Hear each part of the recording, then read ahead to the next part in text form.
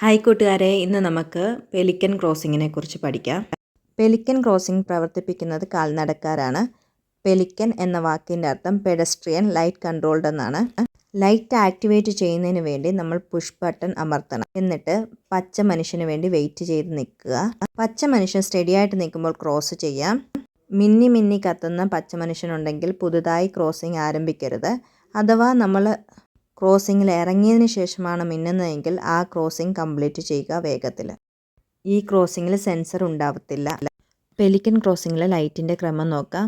Red ആണെങ്കിൽ stop ചെയ്യുക. Flashing amber ആണെങ്കിൽ കാൽനടക്കാരും ക്രോസിങ്ങിലില്ലെങ്കിൽ നമുക്ക് വണ്ടി മുന്നോട്ട് കൊണ്ടുപോകാം.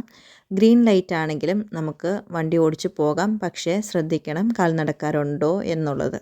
ഇനി പെലിക്കൻ ക്രോസിങ്ങുമായി ബന്ധപ്പെട്ട 2 ചോദ്യങ്ങൾ നോക്കാം. ഒന്നാമത്തെ ചോദ്യം, as you approach a pelican crossing the light change to green.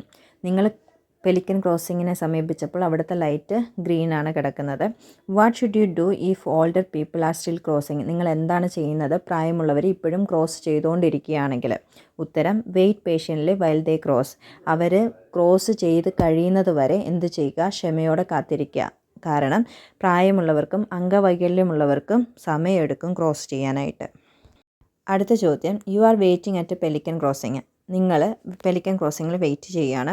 What does it mean when the red light change to flashing amber. എന്താണ് അർത്ഥമാക്കുന്നത് റെഡ് ലൈറ്റ് മാറിയിട്ട് ഫ്ലാഷിംഗ് ആംബർ ലൈറ്റ് കാണിക്കുകയാണെങ്കിൽ? ഉത്തരം വരുന്നത്, give way to pedestrians on the ക്രോസിങ്ങിൽ. ക്രോസിങ്ങിലുള്ള കാൽനടക്കാർക്ക് വഴി കൊടുക്കുക. ക്രോസിങ്ങിൽ ആരും ഇല്ലെങ്കിൽ നമുക്ക് മുന്നോട്ട് വണ്ടിയും കൊണ്ട് പോകുന്നതിന് പ്രശ്നമില്ല.